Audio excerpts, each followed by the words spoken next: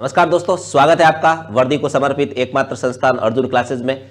आपने क्या प्रचंड 50 के 35 टेस्ट दे दी होंगी, आपकी भूमिका तैयार होगी। ये आपका पहला टेस्ट है जो कंप्लीट हुआ टेस्ट है। 36वां टेस्ट आपकी सीरीज में है। ऐसे कुल 15 टेस्ट होंगे आपके, जिसमें पूरा पेपर भाग ए, भाग बी, भाग सी और भाग डी 150 प्रश्नों का है। आपने उम्मीद है टेस्ट दिया होगा और अच्छा प्रदर्शन किया होगा। एक टेस्ट देंगे 36वां, तो 37वें में परफॉर्मेंस और बढ़िया होगी, 38वें में और बढ़िया होगी, 39वें में और बढ़िया होगी। यानी आप कंप्लीट टेस्ट जैसे जैसे एक एक देते जाएंगे तो आपको समझ में आता जाएगा कि कौन सा सब्जेक्ट कमजोर अभी भी रह गया है और उसमें और कैसे तैयारी बढ़िया की जा सकती है। तो ये आपको कंप्लीट टेस्ट देने से ही पता चलेगा। तो शुरू करते हैं। रीजनिंग का पार्ट ए 30 सवाल है। यहाँ आपके सामने एक सीरीज है। इस सीरीज में पता करना है कि अगला पद क्या आएगा। तो दोस्तों देखें, 3 इंटू 2 किए तो 6, 1 घटाया तो 5, 5 इंटू 3 किए तो 15, 2 घटाए तो 13, 13 इंटू 4 करेंगे तो 52, 52 में से 3 घटाएंगे तो 49, आगे गुणा 5 करेंगे -4, आगे इसका गुणा 6 से करेंगे और -5। यानी गुणा 2 गुणा 3 गुणा 4 गुणा 5 गुणा 6 हो रहा है। पहले में 1 घट रहा है, फिर 2 घट रहा है, फिर 3 घट रहा है, फिर 4 घट रहा है, फिर 5 घट रहा है। तो 241 का गुणा 6 से करके उसमें से 5 घटाओगे तो आपका आंसर आएगा 1441। तो इस प्रकार से सीरीज हल हुई है। अगला सवाल है, यहां आपके सामने 6 शब्द लिखे हैं। वेतन, भर्ती, शिक्षा, पदोन्नति, विद्यालय और रोजगार। आपको इसको सही सार्थक क्रम में जमाना है। तो देखिए, सबसे पहले विद्यार्थी विद्यालय जाता है, यानी 5 नंबर। विद्यालय जाने के बाद उसको शिक्षा मिलती है, नंबर 3। शिक्षा के बाद वो पढ़ाई करके किसी भर्ती में लगता है, नंबर 2। भर्ती में लगने के बाद उसको एक रोजगार मिल गया है, नंबर 6। रोजगार मिलने के बाद वेतन मिलता है, नंबर 1। और वेतन मिलने के बाद उसका प्रमोशन भी होता है, पदोन्नति, नंबर 4। तो इसका सही सार्थक क्रम ए ऑप्शन होगा, 5 3 2 6 1 4। अगला सवाल है, अंग्रेजी वर्णमाला में बाएं से 7वें और दाएं से 10वें अक्षर के मध्य में क्या होगा। देखिए दोस्तों, हमेशा बायां प्लस बायां बट्टा में 2 करते हैं तो मध्य का अक्षर आ जाता है। अब देखो, आपको लिखा है बाएं से 7वां, तो बाएं से 7वां लिख लिया। दूसरे से दिया है कहां से, दाएं से 10वां, तो दाएं से नहीं चलेगा, बाएं से करना है। तो ये जो दाएं से दिया इसको बाएं से कन्वर्ट करना है, तो 27 में से जो अक्षर दे रखा है इसको घटा दीजिए, तो ये दाएं से अपना आप ही बाएं में कन्वर्ट हो जाएगा, बट्टा में 2। तो यहां 7 प्लस 27 में से 7 गए, 27 में से 10 गए, 17 बट्टा में कितना 2, 17 और 7 कितने हो गए 24, 24 बट्टा 2 कितने हो गए 12, और 12 पे जो अल्फाबेट आता है वो आता है एल। तो यहां पर आपका सही आंसर होगा ए ऑप्शन एल। तो ध्यान रखिएगा, बाया बाया प्लस बट्टा 2 करोगे तो मध्य का आ जाएगा, या दाया दाया बट्टा में 2 करोगे तो मध्य का आ जाएगा। तो यहां एक साइड से तो बाया दिया है, लेकिन दूसरी साइड से कौन सा दिया है, दाया। तो बाएं से तो 7वां लिख लिया, लेकिन जो दाया है उसको बाया में कन्वर्ट करने के लिए 27 में से घटाना होता है, तो 27 में से घटाकर उसको कन्वर्ट कर लिया है। नेक्स्ट क्वेश्चन है, फेसबुक में ऐसे कितने अक्षरों के युग में जिसमें उतने ही प्रत्येक अक्षर है जितने की अंग्रेजी वर्णमाला में होते हैं। तो देखें, फेसबुक में आप आगे से पढ़ेंगे तो कोई इसमें ऐसे पढ़ना होता है FGHIJKLM। क्या अक्षर जो मैंने बोला अपनी जगह पे आया, क्या कोई नहीं आया। फिर बोलना होता है ABCDEFG, कोई अक्षर नहीं आया। तो ऐसे आपको एक बार सीधे से बोलना होता है और एक बार उल्टे से बोलना होता है। तो उल्टे से बोलेंगे तो BCDEF, तो उल्टे से बोलेंगे तो एक जोड़ा बनेगा, देखो BCDEF। जो अक्षर बोल रहे अपनी जगह पे सेम आ रहा है, तो यहां केवल ऐसा इस स्पेलिंग में एक जोड़ा बनेगा, और आपको इसमें स्पेलिंग को पूरा सीधा और उल्टा पढ़ना ही पड़ता है, अन्य कोई ट्रिक काम नहीं करती है। अगला सवाल है, दिए गए विकल्प में उस शब्द को चुनिए जो दिए गए अक्षरों का प्रयोग करके नहीं बनाया जा सकता। तो बी ऑप्शन नहीं बनाया जा सकता, क्योंकि यहां ए लिखा है और साथ में क्या लिखा है, सी। और ऊपर स्पेलिंग में देखो ए तो मिल जाएगा, लेकिन ये जो सी लिखा हुआ है, ये सी ऊपर कहीं स्पेलिंग में मौजूद ही नहीं है। तो ये विकल्प आप इस स्पेलिंग की सहायता से बना ही नहीं सकते हैं। तो राइट आंसर आएगा बी। अगला है, राजा, राजा के साथ उसकी रानी, और ये दोनों का रहते हैं महल में। तो वैसे ही शेर, शेर के साथ शेरनी, और दोनों रहते कहां है, गुफा में। तो सही आंसर कौन सा होगा, ए। तो उससे मिलता जुलता ऑप्शन बिल्कुल ए है। अगला है, देखो S का नंबर होता है 19 और V का नंबर होता है 22। वैसे ही K का नंबर 11 होता है और S का नंबर होता है 19, यानी 11/19। तो ABCD के नंबरों को क्रॉस में लिखा गया है, तो आंसर आ जाएगा 11/19। अगला सवाल है, संकाय यानी कॉलेज या स्कूल कोई भी संकाय में क्या होते हैं? शिक्षक। वैसे ही बेड़ा होता है, उस बेड़े में क्या होते हैं? ट्रक होते हैं।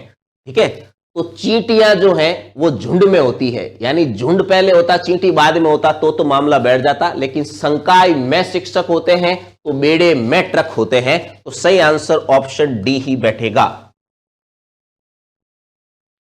निम्न में से विषम को पहचानिए। यहां लिखा है बनाना, ऑरेंज, ग्रेप्स और जैस्मीन। तो जैस्मीन सबसे अलग है क्योंकि जैस्मीन एक फूल का नाम है। बाकी ऊपर जो दे रखे हैं ग्रेप्स, ऑरेंज और बनाना, ये सब फ्रूट के नाम है, तो जैस्मीन सबसे अलग हो गया है। अगला सवाल है, 4 संख्याओं के युग्म में से एक निश्चित प्रकार से समान है तथा एक अलग है, उस विकल्प को चुनिए जो अलग है। तो देखें, इसमें से अलग चुनना है। 5 और 6 कितने होते हैं? 11। 1 और 2 कितने होते हैं? 3। 3 और 4 कितने होते हैं? 7। लेकिन 7 और 8 15 होने चाहिए। कितने होने चाहिए? 15। उसने कितना लिखा है? 13। तो सबसे अलग विकल्प जो हो गया वो कौन सा हो गया? बी, क्योंकि बाकी सब में टोटल करके लिखा है, इसमें टोटल करके नहीं लिखा है। नेक्स्ट क्वेश्चन आपके सामने है, निम्न आकृति में त्रिभुजों की संख्या ज्ञात कीजिए। तो दोस्तों सबसे पहले आपके सामने जो त्रिभुज बना रखा आकृति, इसमें कुल 8 त्रिभुज होते हैं। 1, 2, 3 और 4। उस 4 का डबल कर लीजिए, कितने हो गए? 8। उसके बाद आपके सामने यहां एक लाइन बनाई गई है, तो यहां 1, 2 और ये 3 त्रिभुज बन गए हैं। यहां एक लाइन बनाई गई है, 3 और बन गए हैं। यहां एक लाइन बनाई गई, 3 और बन गए हैं। और यहां एक लाइन बनाई गई है, 3 और बन गए। अब उसके बीच में आपको कोई और लाइन एक्स्ट्रा दी है, तो यहां उस लाइन का देखें, हाँ ये और ये लाइन मिला रखी है, तो कोई बात नहीं। 3 और 3 6 और 3 9 और 3 12 और बीच में कितने हैं? 8। 12 और 8 कितने हो गए हैं? 20 त्रिभुज है। तो 20 त्रिभुज आपको नजर आ रहे होंगे। अगला है, ए को 2 लिखा है, तो देखो ए का नंबर 1 होता है, 1 बढ़ा के 2 लिखा है। जी का नंबर 7 होता है, लेकिन 1 बढ़ा के 8। ओ का नंबर 15 होता है, 1 बढ़ा के 16। एल का नंबर 12 होता है, 1 बढ़ा के 13। डी का नंबर 4 होता है, 1 बढ़ा के 5। एक एक बढ़ाकर इन सबका योग करोगे तो 42 होगा। तो आपके सामने एस का नंबर 19 होता है, लेकिन मैं 1 बढ़ा के क्या लिखूंगा? 20। एच का नंबर 8 होता है, 1 बढ़ा के 9। आई का नंबर 9 होता है, 1 बढ़ा के 10। आर का नंबर 18 होता है, 1 बढ़ा के लिखूंगा 19। और टी का नंबर 20 होता है, 1 बढ़ा के लिखूंगा 21। एक एक बढ़ाकर इनका योग करना है, तो 9 19 और 21 40, 40 और 10 50, 50 और 20 70, 70 और 9 79, तो 79। एक एक नंबर बढ़ाकर लिखोगे तो योग होगा 79। ऑप्शन ए बिल्कुल सही होगा। अगला है दिशा दूरी से संबंधित, लिखा है कवि 25 फीट उत्तर की ओर चलता है। तो यहां से चलना शुरू किया है, 25 फीट गया है उत्तर की ओर, फिर वह दाएं मुड़कर 40 फीट, दाएं मुड़ना इधर होता है, कितना चला है? 40 फीट। फिर वह पुनः दाएं मुड़कर 45 फीट चलता है, दाएं मुड़कर 45 फीट। तो दोस्तों ये तो 25 हो गया है और 20 और चलेगा, तो 25 और 20 कितने हो गए? 45 फीट, है ना, क्योंकि ये 25 इसके बराबर होना चाहिए ना। 45 फीट चलता है, तब वह बाएं मुड़कर 20 फीट चलता है, यहां से बाएं मुड़कर 20 फीट चलता है, पुनः बाएं मुड़कर 20 फीट चलता है, यहां से पुनः बाएं मुड़कर 20, तो इस 20 के बराबर ही होगा। अंततः अपने बाएं मुड़कर 20 फीट चलता है, अंततः अपने वापस बाएं मुड़ता और 20 फीट चलता है, ये 20 इसके बराबर होगा। तो यहां से यहां की दूरी बतानी है दोस्तों, ये वाली, तो ये दूरी इसके बराबर होगी 40 के बराबर। और किस दिशा में है? तो यहां से ये व्यक्ति जो है वो पूर्व दिशा में है, और दूरी कितनी आएगी? 40। तो सही आंसर होगा 40 फीट पूर्व दिशा, तो ऑप्शन ए इसका बिल्कुल सही आंसर होगा। नेक्स्ट क्वेश्चन है, एक औरत के तस्वीर की ओर देखते हुए एक व्यक्ति ने कहा, एक औरत है, इसके तस्वीर की ओर देखते हुए एक व्यक्ति ने कहा कि वह मेरे इकलौते पुत्र, इकलौता पुत्र हो गया, की सास। तो इकलौते पुत्र की सास कब होगी? जब पहले उसकी पत्नी होगी, और पत्नी की मां को क्या बोलते हैं? सास। कि वह मेरे इकलौते पुत्र की सास की इकलौती लड़की है, तो ये औरत जो है इसकी बहू हो गई है। औरत उस आदमी की क्या लगती है? तो ये औरत उस आदमी की पुत्रवधू लगती है ना, बहू हो गई तो बहू को क्या बोलते हैं? पुत्रवधू। तो ऑप्शन डी पुत्रवधू सही बैठेगा। यहां लिखा है नाइट्रोजन, वायु और बर्फ को संबंधित सही चित्र कौन सा होगा? तो दोस्तों यहां आएगा नाइट्रोजन। नाइट्रोजन एक प्रकार की वायु है, लेकिन बर्फ वायु नहीं होती, बर्फ इससे अलग होती है। तो ऑप्शन बी इसका बिल्कुल सटीक आंसर बैठेगा। अगला है दी गई आकृति में कितने त्रिभुज हैं? तो यहां त्रिभुज गिनने दोस्तों। तो इस प्रकार की आकृति में 3 त्रिभुज होते हैं, 1, 2 और 1, ये पूरा 3। और आगे बढ़ेंगे तो और 3 बन जाएंगे, 3 और 3 6। और आगे बढ़ेंगे तो 3 और बन जाएंगे 9। और आगे बढ़ेंगे तो 3 और बन जाएंगे 12। तो यहां पर आपको कुल त्रिभुजों की संख्या कितनी नजर आ रही है? 12। अब 12 के बाद ध्यान से देखें, 13, 14 और ये 15, इन दोनों से मिलके बना है 16। ये जो पूरा है वो कितना हो गया है? 17। ये वाला जो है वो कितना हो गया है? 18। ये आधा कितना हो गया है? 19। और ये आधा कितना हो गया है? 20। तो दी गई आकृति में कुल त्रिभुजों की संख्या आपको 20 नजर आ रही है। 20 के 20 आपको गिन के दिखाए हैं, तो सी आंसर बिल्कुल सही बैठेगा। नेक्स्ट क्वेश्चन फिर से वह नारेक का है, पुलिस अधिकारी, माताएं और महिलाएं। तो दोस्तों जो माताएं होती हैं उनका महिला होना अनिवार्य है, तो सारी मां महिला हो गई है। अब पुलिस अधिकारी, तो जो पुलिस अधिकारी होता है वो महिलाएं भी हो सकती है, बाकी बचे हुए पुरुष हो सकते हैं। जो पुलिस अधिकारी महिला बन चुकी है उनमें से कुछ पुलिस अधिकारी मां भी हो सकती है और कुछ मां नहीं भी हो सकती है। तो डी विकल्प इस पर बिल्कुल सटीक आंसर बैठेगा।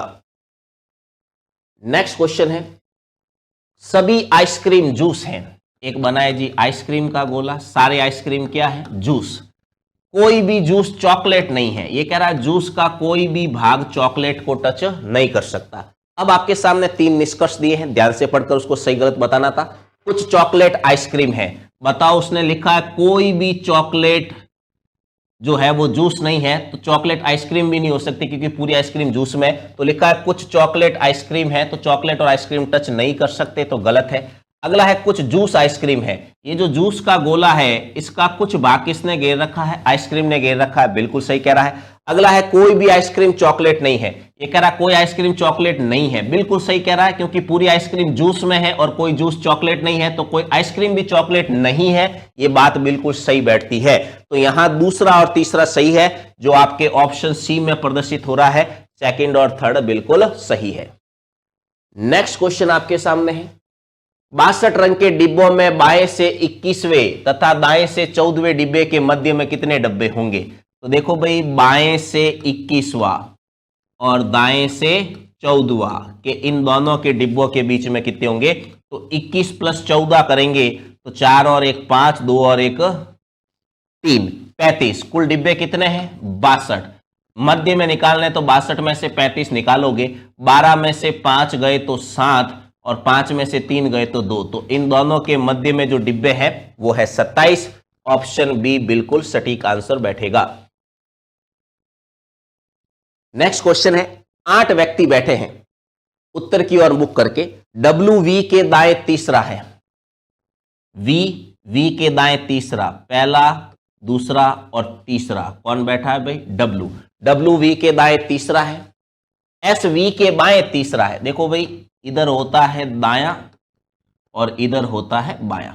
डब्ल्यू वी के दाएं तीसरा है, एस वी के बाएं तीसरा है। तो वी के बाएं तीसरा, पहला, दूसरा और तीसरा। कौन है भाई? एस वी के बाएं तीसरा है। आगे लिखा है यू एक्स के बाएं पांचवा है। मैं मानो यहां एक्स को बैठा हूं तो एक्स का बायां हाथ इधर होगा कि नहीं होगा? यहां लिखा है यू एक्स के बाएं पांचवा है, तो एक्स का बायां पांचवा, पहला, दूसरा, तीसरा, चौथा और पांचवा। तो यू जो है वो एक्स के बाएं का हो गया भाई? पांचवा। आगे लिखा है वी यू का पड़ोसी है, तो देखो वी यू का पड़ोसी हो भी रहा है। जेड वाई के बाएं तीसरा है, तो जेड वाई के बाएं तीसरा है, तो यहां वाई को बैठा हूं तो वाई का बायां तीसरा, पहला, दूसरा, तीसरा। कौन हो गया भाई? जेड वाई के बाएं तीसरा है। आगे लिखा है देखो 8 में से 7 व्यक्ति बच गए हैं, एक व्यक्ति की जगह बच गई है और उस व्यक्ति का नाम है टी, तो वो एक ही जगह बची है तो टी यहीं बैठेगा, तो वहां टी बैठ चुका है। अब आपका प्रश्न है बैठने की व्यवस्था के आधार पर कौन सा जोड़ा भिन्न है, तो कौन सा जोड़ा भिन्न है वो बताना है। तो पहला ऑप्शन है एस यू, तो देखो एस यू एक स्थान छोड़कर दाईं ओर, जेड वी एक स्थान छोड़कर दाईं ओर, वाई डब्ल्यू एक स्थान छोड़कर दाईं ओर, यानी एक स्थान छोड़कर दाईं ओर। अगला है एक्स टी जो कि आपका आंसर है, एक्स से टी एक स्थान बाईं ओर इस तरफ है, तो हमेशा बाकी सब ऑप्शन में दाईं ओर है, उसमें दाईं ओर है, तो यहां आपकी दिशा चेंज हो गई है, तो डी विकल्प इस पे सही सटीक बैठेगा। अगला है उस पासे का चयन करें जिन्हें दी गई शीट की रेखाओं पर मोड़कर बनाया जा सकता। आपको इस पासे को मोड़कर बंद रूप को पहचानना है। इसके लिए आपको विपरीत सतह के अंक पता होने चाहिए, जैसे कि इस चित्र के अनुसार 4 का विपरीत 1 है, 6 का विपरीत 2 है, बचा कौन 5 और 3, तो 5 का विपरीत कौन हो गया 3। पासे का नियम है कि जो दो सतह आपस में विपरीत होती है वो कभी पड़ोस में नहीं होती है, यानी 4 और 1 पड़ोसी नहीं हो सकते, तो यहां 4 और 1 पड़ोसी बनाया है, मतलब ये ऑप्शन क्या है गलत। 6 का विपरीत 2 है, यानी 6 और 2 पड़ोसी नहीं हो सकते हैं, 6 और 2 पड़ोसी बनाया है मतलब गलत है, 6 और 2 पड़ोसी बनाया है मतलब गलत है, तो कौन सा ऑप्शन सही हो जाएगा, सी ऑप्शन अपना आप ही बिल्कुल सही हो जाएगा, क्योंकि जो विपरीत होता है वो कभी पड़ोसी नहीं होता है। नेक्स्ट क्वेश्चन है, यदि किसी घड़ी में 8:20 हो रहे हैं तो इस स्थिति में घंटे तथा मिनट की सुइयों के बीच का कोण, तो दोस्तों कोण ज्ञात करने के लिए आपको मैं हर बार बताता हूं, एक ही फॉर्मूला याद रखना है, minute into 11/2 minus over into 30। यहां इस प्रश्न में मिनट आपको क्वेश्चन में दे रखे हैं 20 इंटू 11/2 माइनस ओवर दे रखे हैं आपके सामने 8, तो 8 इंटू 30। इसको सॉल्व करें, 2 से 20 को काटे 10 बार, 10 इंटू 11 होते हैं 110, 8 इंटू 30 होते हैं 240। अब 110 और 240 का जो अंतर है वो अंतर आएगा भाई दोस्तों आपके 130 डिग्री का, तो यहां जो कोण बना है वो बना है 130 degree, option D. Next question है, 1980 में भारत का गणतंत्र दिवस, गणतंत्र दिवस दोस्तों कब होता है 26 जनवरी, ये लिखा है 1980। गणतंत्र दिवस कब था भाई, शनिवार को था। आगे लिखा है एक्स का जन्म 3 मार्च को हुआ, एक्स का जन्म हुआ 3 मार्च 1980। यदि वाई एक्स से 4 दिन बड़ा है, वाई जो है ये तो है एक्स, वाई एक्स से 4 दिन बड़ा है, यानी से 4 दिन पहले पैदा हुआ, तो 3 से 4 दिन पहले 2 तारीख 1 तारीख, क्योंकि 1980 लीप वर्ष है तो 29 फरवरी 28 फरवरी, तो यानी वाई कब पैदा हुआ भाई 28 फरवरी 1980। यहां वाई पैदा हुआ है, आपको बताना वाई किस वार को पैदा हुआ है, तो आपको यहां से यहां तक के दिन गिनने, जनवरी में 26 के बाद 5 दिन बचते हैं और फरवरी 28 की हो गई है, तो फरवरी में 28 में 7 का भाग दोगे तो 0 बचेगा, तो कुल मिला के आपके पास शेष पल कितना बचा है 5, तो शनिवार में 5 दिन जोड़ने हैं तो वाई का वार आ जाएगा, तो शनिवार में 5 दिन जोड़े, रवि सोम मंगल बुध और गुरुवार, तो यानी जो ये वाई पैदा हुआ है उस दिन वार कौन सा था, गुरुवार, तो गुरुवार आंसर बिल्कुल सही है, ऑप्शन ए। नेक्स्ट क्वेश्चन है, दिए गए पैटर्न को ध्यानपूर्वक अध्ययन कीजिए तथा चयन करें, यानी आपको लुप्त पद बताना है। देखो 4 से 10 कितने जुड़े हैं 6, 10 से 20 कितने जुड़े हैं 10, 20 से 34 कितने जुड़े हैं 14, 34 से 52 कितने जुड़े हैं 18। तो देखें दोस्तों, पहले 6 जुड़ा, 4 बढ़ के 10, 4 बढ़ के 14, 4 बढ़ के 18, तो आगे अपन को कितने जोड़ने चाहिए 22, 52 में 22 जोड़ो तो 2 और 2 4 और 5 और 2 7, तो 74 आंसर आएगा आपके सामने, 74 ऑप्शन सी में प्रेक्षित कर रखा है। आगे और होता तो 26 जोड़ते, आगे और होता तो 30 जोड़ते, जो कि आगे जोड़कर लिखा गया है। आगे लिखा है इस आकृति का आपको दर्पण प्रतिबिंब बताना है। देखो दर्पण प्रतिबिंब इस साइड होता है, तो स्पेलिंग में पहले आर शुरू नहीं होगा, सबसे पहले कौन शुरू होगा एक्स, एक्स के बाद ओ के बाद एल के बाद 9 के बाद के के बाद पी और के बाद P, ठीक है। P के बाद आएगा 2, तो 2 इस तरह से आएगा यहाँ पे, 2 के बाद T, T के बाद S, S के बाद R। तो ये इसका सही विकल्प होगा। ये इसका सही विकल्प जो है यहां दे रखा है, ये देखो XOLEKPS, ये सॉरी 2 है, T और ये S और ये R। तो बिल्कुल या इसको तो दर्पण में ये याद रखना, सबसे लास्ट वाला अक्षर उल्टा होके पहला आएगा, ऐसा ऑप्शन डी में प्रेक्षित कर रखा है, तो डी इसका बिल्कुल सही आंसर होगा।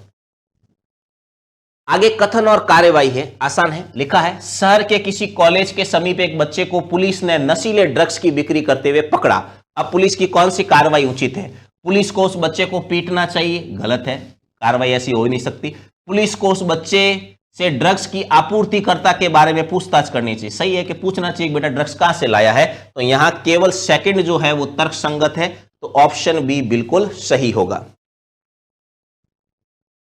गाड़ियों की एक पंक्ति में मारुति बाएं ओर से 20वें स्थान पर, यहां बैठी है मारुति बाईं ओर से 20वें स्थान पर। होंडा मारुति के 10 स्थान दाएं हैं, तो होंडा मारुति के 10 स्थान दाएं हैं, यानी होंडा कितने पर है? 30 पर। तथा पंक्ति के बिल्कुल मध्य में है, होंडा पंक्ति के बिल्कुल मध्य में है, ठीक है।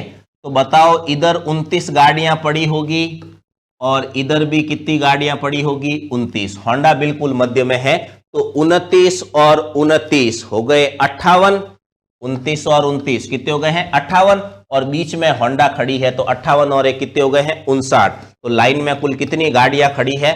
59 गाड़ियां खड़ी हैं। अगला है धातु, लोहा और पारा, आसान है। लोहा अलग चीज होती है, पारा अलग चीज होती है, दोनों होते तो क्या है? धातु ही होते, तो बिल्कुल आसान था, ऑप्शन सी बिल्कुल सही होगा। पारा जो है वो द्रव अवस्था में पाया जाने वाला धातु है। दी गई आकृति में कितने आयत हैं?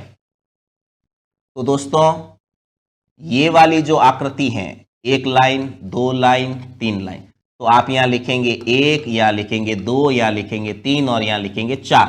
इन सब का टोटल करते हैं तो इसमें कुल कितने आयत हैं? 10। ये वाली जो खड़ी पंक्ति है इसमें आयत गिनने तो 1, 2 और 3, 1, 2 और 3 को जोड़ेंगे तो इसमें कितने आयत हैं? 6। तो 10 और 6 कितने हो गए हैं? 16। 16 आयत तो आपको यहीं दिखाई दे रहे हैं दोस्तों, लेकिन यहां से ये गिना था तो 3 शामिल था, यहां से ये गिना था तो 2 शामिल था, यानी ये वाला आयत 10 में भी आ गया है और ये वाला आयत 6 में भी आ गया है, तो 1 वापिस घटाना पड़ेगा, तो कुल आयत कितने हैं? 15। 15 तो इसमें ही है। फिर दोस्तों देखो ये एक आयत अलग से बना हुआ है, 15 और 1 कितना? 16, और इसको ऊपर तक मिलाते हैं तो एक आयत और बन जाता है 17। तो दी गई आकृति में कुल आयत की संख्या कितनी हो गई है? 17 आयत आपको दिखाई देंगे। अगला सवाल है वर्णमाला में 20वां अक्षर। देखो दोस्तों 20वां अक्षर होता है टी, पहला अक्षर होता है ए, 7वां अक्षर होता है जी और 5वां अक्षर होता है ई।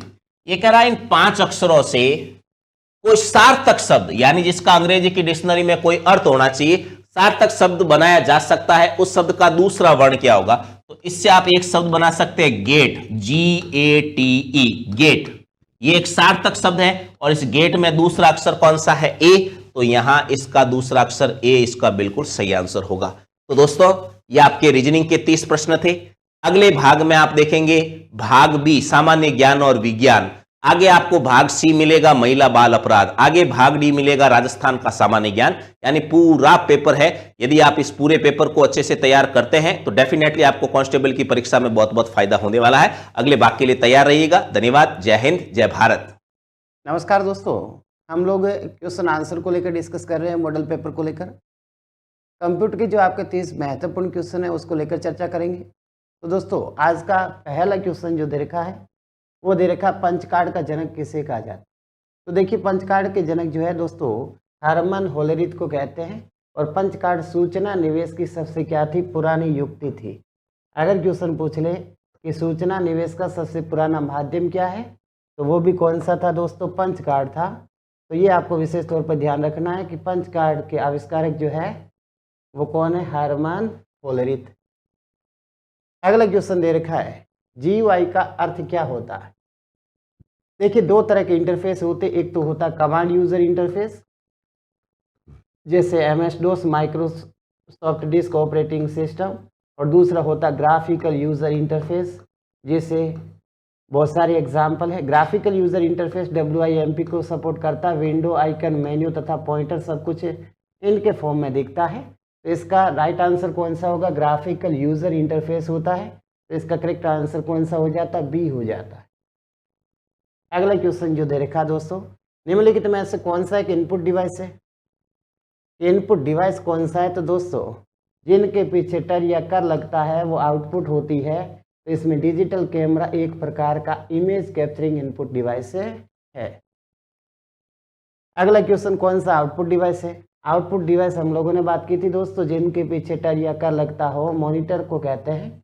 मॉनिटर कंप्यूटर की मुख्य स्क्रीन कहते हैं, जिसे दूसरे शब्दों में VDU नाम से भी जाना जाता है। अगला क्वेश्चन जो दे रखा है, कौन सा मेमोरी का एक प्रकार कंप्यूटर की मुख्य मेमोरी का हिस्सा नहीं है? तो रैम दे रखा, रोम दे रखा, PROM दे रखा। तो इसका करेक्ट आंसर उचित विकल्प की तरफ कौन सा हो जाता? डी हो जाता। रजिस्टर CPU की आंतरिक मेमोरी होती है। कंप्यूटर के क्षेत्र में वायरस का मतलब क्या है? Whittle information resource under seize होता है। तो इसका करेक्ट आंसर बी हो जाता है। वायरस होते क्या? तो दूषित प्रोग्राम होते, गंदे प्रोग्राम होते जो अपने कंप्यूटर सिस्टम को, किसी फाइलों को हानि पहुंचाने का कार्य करते हैं। पेंटियम चिप का आविष्कार किसने किया था? तो पेंटियम चिप के आविष्कारक कौन हैं? तो विनोद धम को कहा जाता है। किसे कहते हैं अभी? और आधुनिक चिप का अगर पूछे तो कौन होंगे? फेडरिको फेगिन। फेडरिको फेगिन जो है, इन्हें आधुनिक चिप के जन्मदाता कहा जाता। अगला क्वेश्चन दे रखा है, डेटा या स्थान घेरने के अनुसार सबसे छोटे से बड़े के क्रम में KB, MB, GB, TB होगा। तो KB, MB, GB, TB इसका करेक्ट आंसर कौन सा हो जाता? डी हो जाता है। अगला क्वेश्चन जो दे रखा है, देखिए इस प्रकृति के क्वेश्चन बड़े से छोटे, तो इस तरह से याद रखना। KMGT PEZY, KMGT PG सबसे छोटी होती बिट, उसके बाद निबल, उसके बाद बाइट, उसके बाद kilobyte, megabyte, gigabyte, terabyte, petabyte, exabyte, zettabyte, yottabyte. ये छोटे से बड़े के क्रम में सही कथन है। अगला क्वेश्चन दे रखा कि शॉर्टकट कुंजी द्वारा वर्तमान प्रेजेंटेशन में नई स्लाइड इंसर्ट कर सकते हो? कंट्रोल के साथ M इसका करेक्ट आंसर होगा। कंट्रोल के साथ M के द्वारा नई स्लाइड इंसर्ट कर सकते हो। स्लाइड कहते हैं किसको? तो MS PowerPoint में जो पेज होता है उसे स्लाइड कहते हैं। ईमेल का जन्मदाता किसे माना जाता है? तो रे टॉमलिंसन जो है, जिन्हें ईमेल का जन्मदाता कहा जाता है।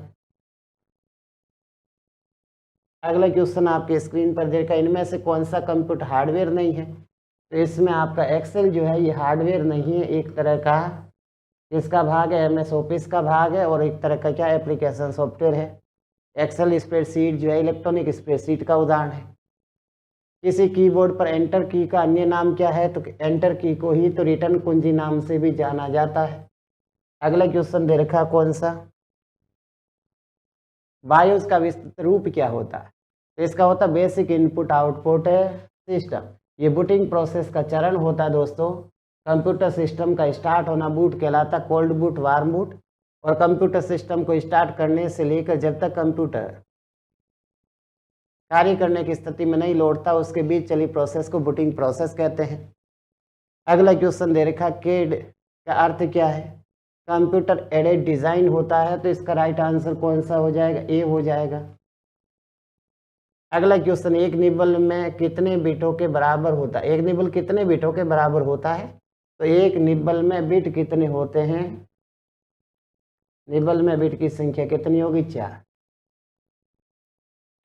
कंपाइलर क्या है? एक ऐसा प्रोग्राम जो असेंबली नहीं, एक मशीन भाषा में लिखित कोई प्रोग्राम, एक ऐसा प्रोग्राम जो उस स्त्री भाषा को मशीन भाषा में रूपांतरित करता है। तो इसका करेक्ट आंसर कौन सा हो जाता? सी हो जाता। ये हाई लो लेवल लैंग्वेज को बदल देता है किसमें? सॉरी, हाई लेवल लैंग्वेज को बदलेगा किसमें? लो लेवल, निम्न स्तरीय भाषा में। अगला क्वेश्चन, कंप्यूटर का मॉनिटर होता है। कंप्यूटर का मॉनिटर आउटपुट डिवाइस का उदाहरण होता है, किसका होता है? सर्वाधिक प्रचलित आउटपुट डिवाइस कौन सी? मॉनिटर। एक ही समय में दोनों दिशाओं में डेटा भेजने के लिए कौन सी डेटा संचार तकनीक प्रयुक्त की जाती है? एक ही समय में दोनों तरफ फुल डुप्लेक्स होता है, कौन सा होता है? सिंप्लेक्स में एक ही दिशा में जाएगा भी, जैसे ये सेंडर है, ये आपका रिसीवर है, सेंडर से रिसीवर की तरफ अगर डेटा जाते हैं तो सिंप्लेक्स होता है। सिंप्लेक्स जैसे रेडियो और कौन सा? टेलीविजन, जिसमें अपने पास केवल डेटा आते अपन वापस नहीं भेज सकते।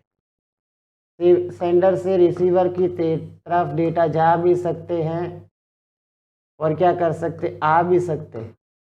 इसे कहते हैं हाफ डुप्लेक्स।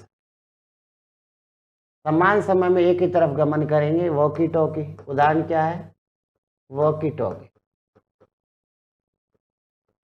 उसके बाद फुल डुप्लेक्स में क्या होता है? दोनों तरफ समान समय में डेटा आदान प्रदान हो सकता है, आ भी सकता है, जा भी सकता है, अलग अलग रेखा द्वारा निरूपित। इसे क्या कहते हैं? Full duplex. इसका उदाहरण क्या? टेली कम्युनिकेशन है। अगला क्वेश्चन, अल्टा विस्टा क्या है? अल्टा विस्टा एक तरह का क्या है अभी? अल्टा विस्टा जो एक तरह का क्या? वेब ब्राउजर है। अगला क्वेश्चन, पीडीए का पूर्ण नाम? पर्सनल डिजिटल असिस्टेंट होता है। पीए का पर्सनल असिस्टेंट होता है, तो डी का डिजिटल होता है। अगला क्वेश्चन आपके स्क्रीन पर, ब्लॉग शब्द किन दो शब्दों का समायोजन है? तो ये वेब ब्लॉग का है। किसका है? उसके बाद अगला क्वेश्चन जो है, आईबीएम क्या है? तो एक सॉफ्टवेयर की क्या है? कंपनी है, हार्डवेयर की। आईबीएम कंपनी की स्थापना कब हुई थी? 1924 में हुई थी। इसने पहला कंप्यूटर बनाया था जिसका नाम था मार्कवेस्ट 1943 में। इंटरनेशनल बिजनेस मशीन कॉरपोरेशन जिसका पूर्ण रूप। लेजर प्रिंटर में निम्नलिखित में से कौन सा एक लेजर का प्रकार प्रयुक्त किया जाता है? इसमें आपका दे रखा कौन सा लेजर होगा? तो इसमें होगा आपका अर्धचालक laser. Next question, CD ROM एक है, compact disc read only memory जो ऑप्टिकल डिस्क का क्या होता? प्रकार होता है, ऑप्टिकल डिस्क में किस किस को रखेंगे? सीडी, डीवीडी और ब्लू रे डिस्क को। अगला क्वेश्चन, निम्नलिखित में से कौन कंप्यूटर आंकड़ों को त्रुटियों को प्रदर्शित करता है? तो कौन करता है? बग करता है। किसी प्रोग्राम के अंदर रह रही है त्रुटि को क्या कहते हैं? बग कहते हैं। अगला क्वेश्चन, असेंबलर का कार्य क्या है? तो असेंबली भाषा को किसमें? मशीन भाषा में परिवर्तन करता है। Correct answer. पहली कंप्यूटर भाषा कौन सी विकसित की गई थी? तो इसका आंसर हो जाएगा कौन सा? फोर्ट्रॉन। उसके बाद भारत में सुपर कंप्यूटर परम का निर्माण हुआ। तो देखिए सीडे कंपनी थी जिसका मुख्यालय कहाँ पर स्थित है? पुणे में। तो सीडे कंपनी ने पहला सुपर कंप्यूटर 1990-91 में बनाया था, centre for development of advance computing, जिसका नाम क्या था? परम 8000। परम शब्द जो है पैरेलल मशीन का संक्षिप्तीकरण है, जिसका संस्कृत में अर्थ होता है क्या? सर्वोच्च। निम्नलिखित में से कौन सा कंप्यूटर की भाषा नहीं है? तो इसमें आपका जो है बेसिक है, सी है, फास्ट नाम से कोई भाषा नहीं है। भारत में विकसित एक परम सुपर कंप्यूटर का विकास किस संस्थान ने किया? Centre for development of advance computing. तो ये आपके महत्वपूर्ण 60 क्वेश्चन जो है खत्म होते हैं। Thank to all of you. आप सभी को जय हिंद, जय भारत, धन्यवाद।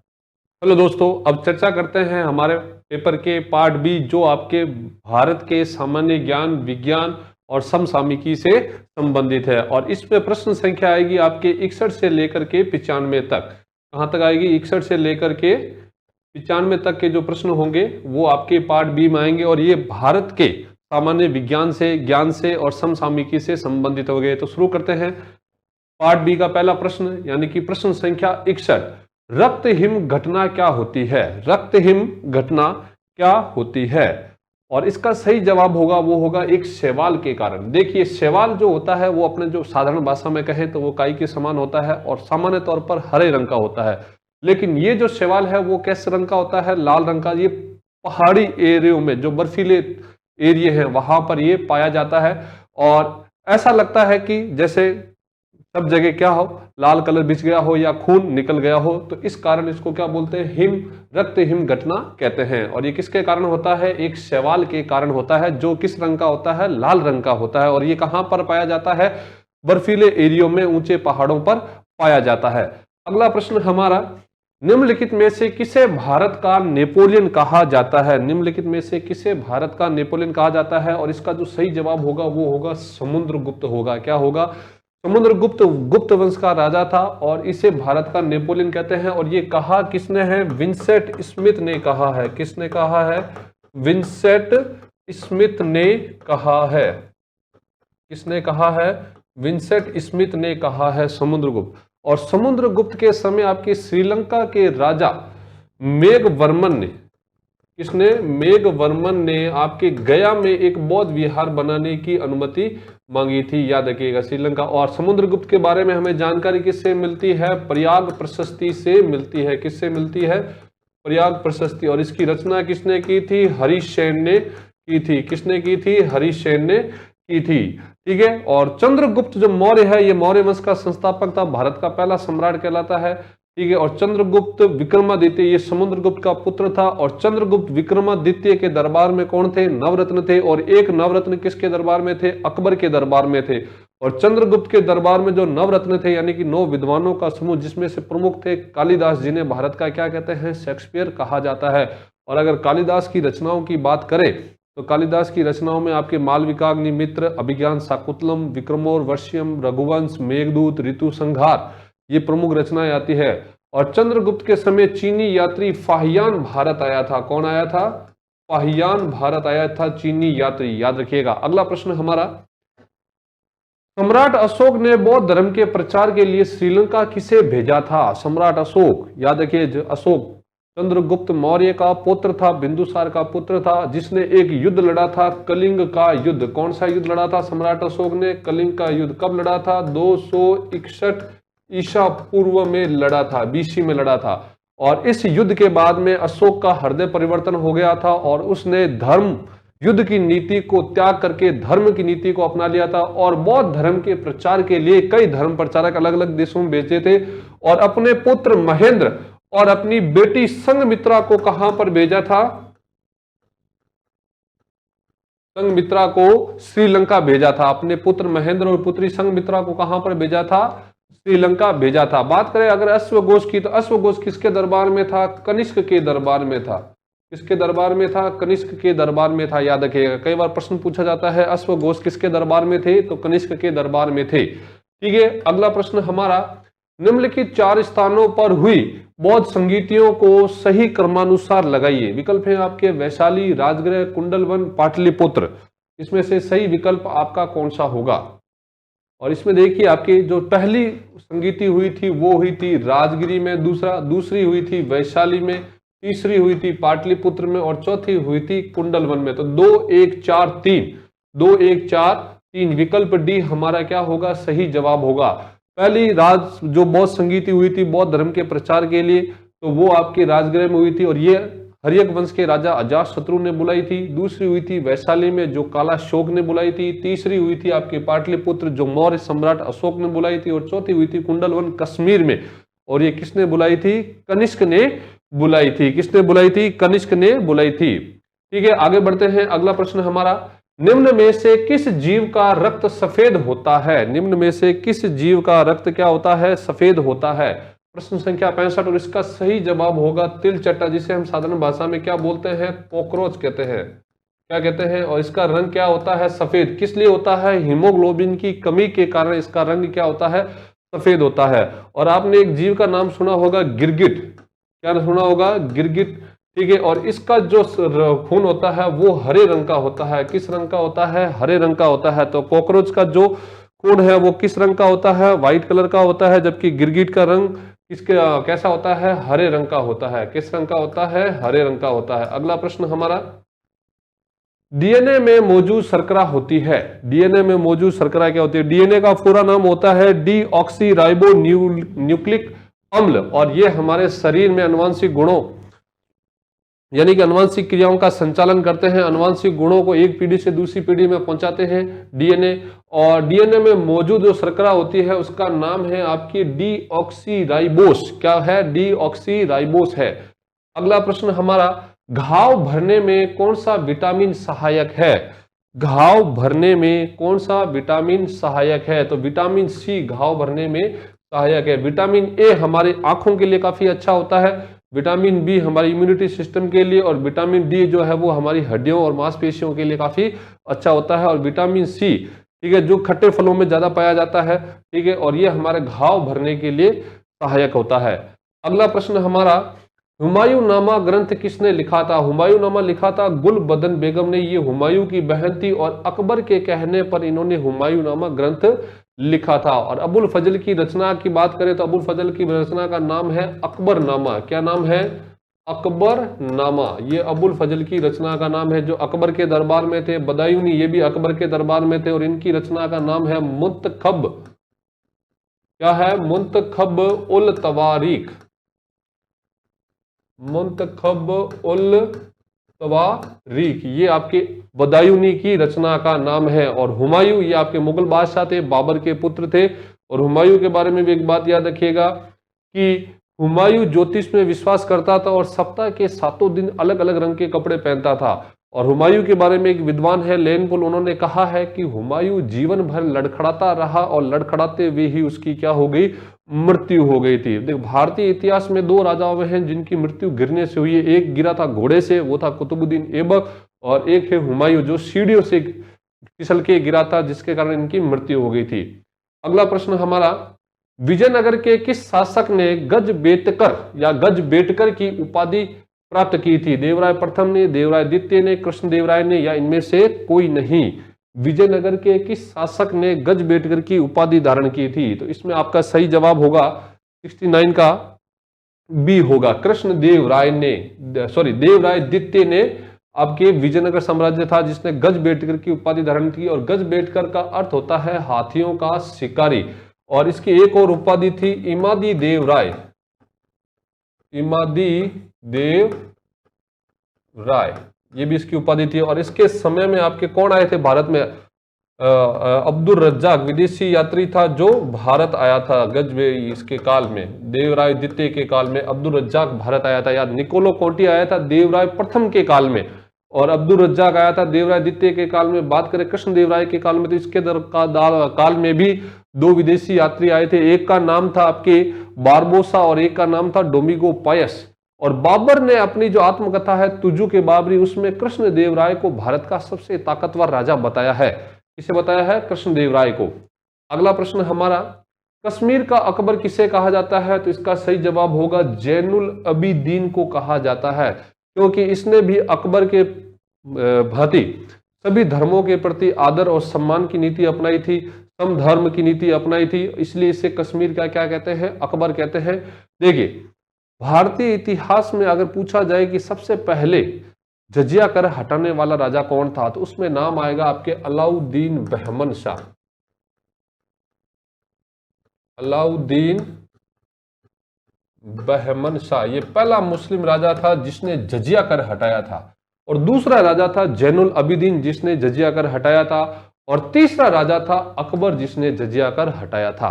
ठीक है, और जजिया कर सबसे पहले लगाया था मोहम्मद बिन कासिम ने लगाया था। किसने लगाया था? मोहम्मद बिन कासिम ने लगाया था। अगला प्रश्न, कृष्णदेवराय के दरबार में अष्ट दिग्गज कौन थे? कृष्णदेवराय के दरबार में अष्ट दिग्गज कौन थे? तो 8 तेलुगु कवियों का जो समूह था वो क्या कहलाता था? अष्ट दिग्गज कहलाता था। क्या कहलाता था? अष्ट दिग्गज कहलाता। कृष्णदेवराय खुद भी तेलुगु के बहुत बड़े विद्वान थे और इन्होंने खुद ने एक ग्रंथ लिखा है आपके आमुक्त माल्यद।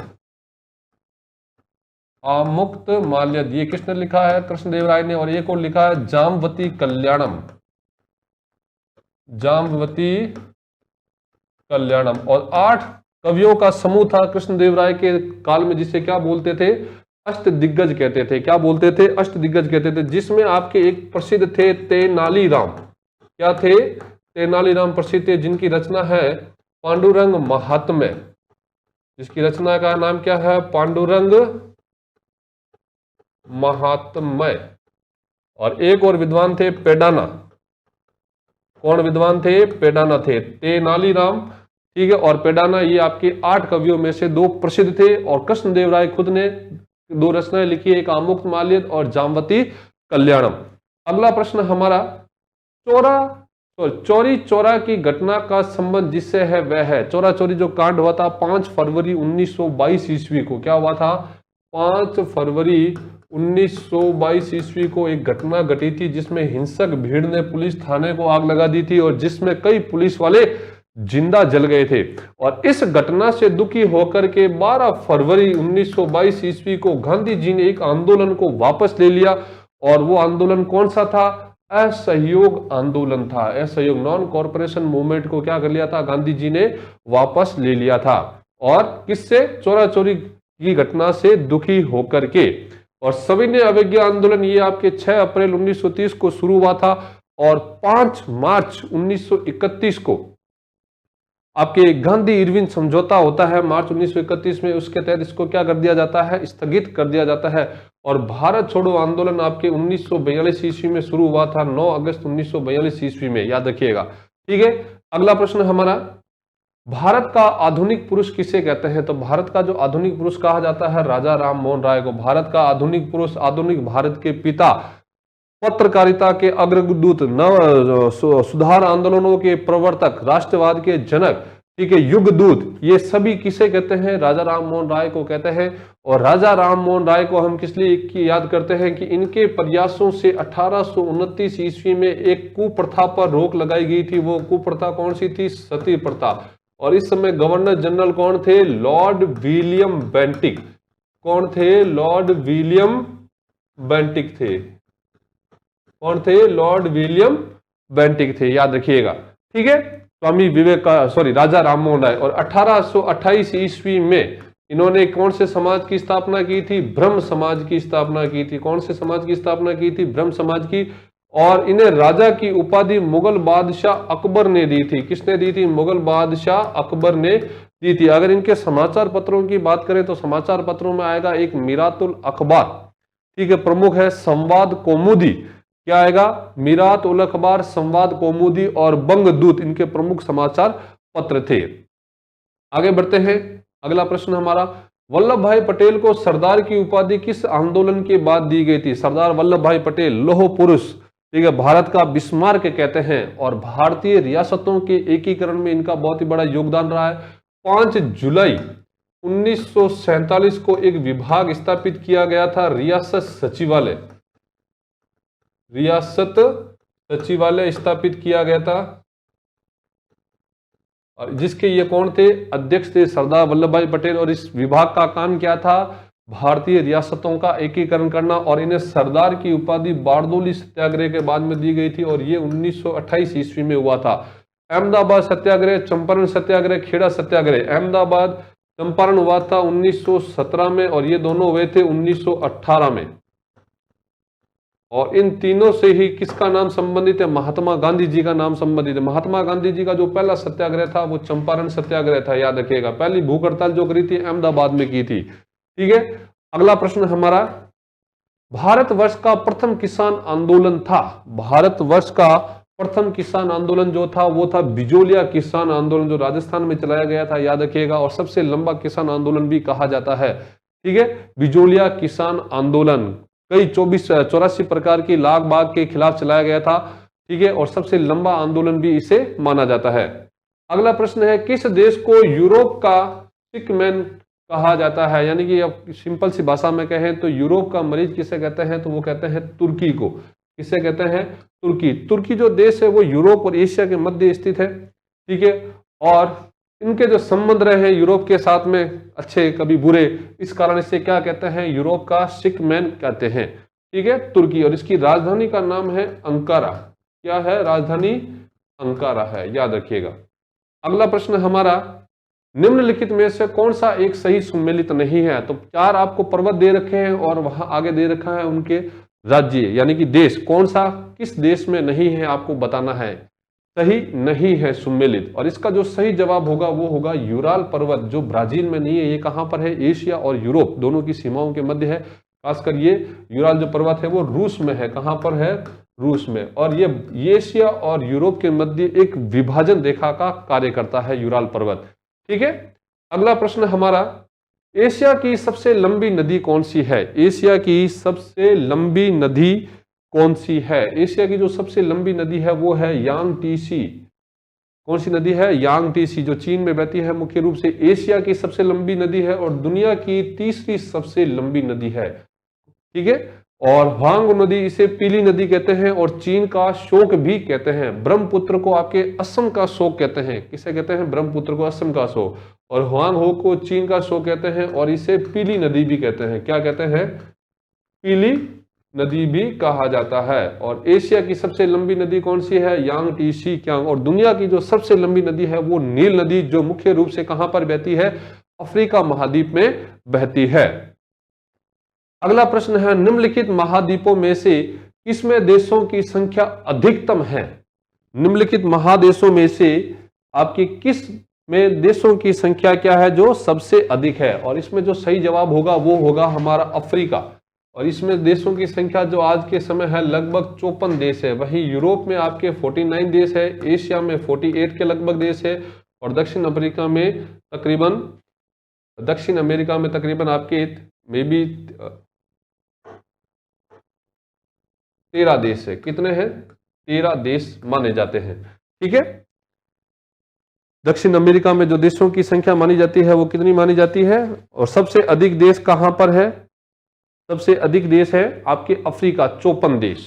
ठीक है, अगला प्रश्न हमारा, वैज्ञानिक जिन्होंने सर्वप्रथम खोज की कि पृथ्वी सूर्य के चारों ओर घूमती है, तो वो कौन थे? कोपरनिकस।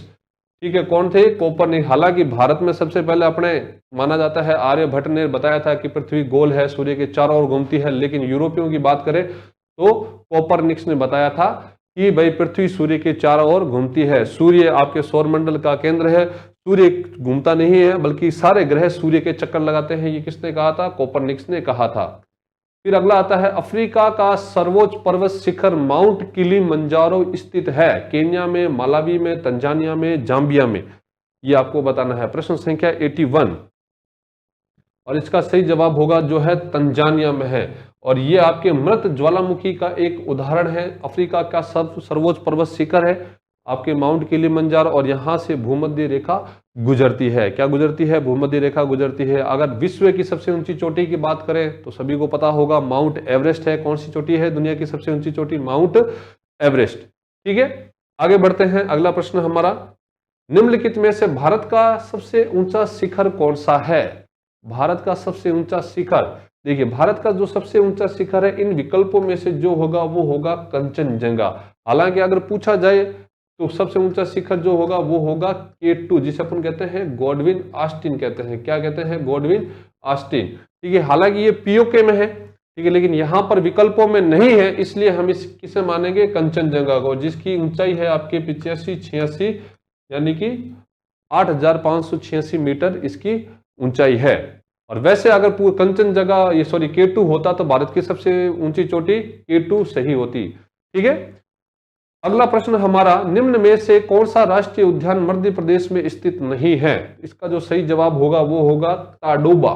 ये कहां पर है? महाराष्ट्र में है। कहां पर है? महाराष्ट्र में। और ये बाकी सारे कहां पर है? मध्य प्रदेश में। ठीक है, और मध्य प्रदेश को क्या बोलते हैं? टाइगर स्टेट कहते हैं। क्या कहते हैं? टाइगर स्टेट, सोया प्रदेश भी कहते हैं।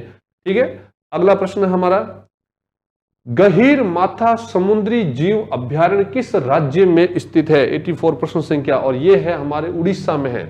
ठीक है, भीतरकनिका नंदनकानन भी कहां पर है? उड़ीसा में है। गुजरात में है आपके गिर नल सरोवर, कच्छ जो आपके जंगली गधों के लिए, और गिर है एशियाई शेरों के लिए प्रसिद्ध है। ठीक है, भीतरकनिका नंदनकानन ये आपके घड़ियालों के लिए प्रसिद्ध है। ठीक है, और केरल में आपके साइलेंट वैली, केरल में कौन सा है? साइलेंट वैली है, पेरियार है। ठीक है, आगे बढ़ते हैं। अगला प्रश्न हमारा, केंद्रीय शुष्क बागवानी संस्थान कहां पर है? केंद्रीय शुष्क बागवानी संस्थान कहां पर है? यह है आपके बीकानेर में। अगर वन संस्थान की बात करते हैं तो वो कहां पर होता? जोधपुर में होता। ठीक है, वन अनुसंधान संस्थान, शुष्क वन संस्थान जो जोधपुर में है, लेकिन बागवानी संस्थान है तो इसकी कहां पर है? ये बीकानेर में है। ठीक है, अगला प्रश्न हमारा, भेड़ा घाट पर कौन सा जलप्रपात स्थित है? भेड़ा घाट पर जो जलप्रपात है वो है धुआंधार जलप्रपात। कौन सा जलप्रपात है? धुआंधार। और ये कौन सी नदी पर है? नर्मदा नदी पर है। कौन सी नदी पर है? नर्मदा नदी पर। और ये है जबलपुर MP में। कहां पर है? जबलपुर एमपी में स्थित है। कहां पर स्थित है? जबलपुर एमपी में। भेड़ाघाट धुआंधार जलप्रपात भी कहते हैं, काफी बहुत ही अच्छा पर्यटक स्थल है। भारत में सर्वाधिक गन्ना उत्पादक राज्य कौन सा है? भारत में सर्वाधिक गन्ना उत्पादक जो राज्य है वो है उत्तर प्रदेश।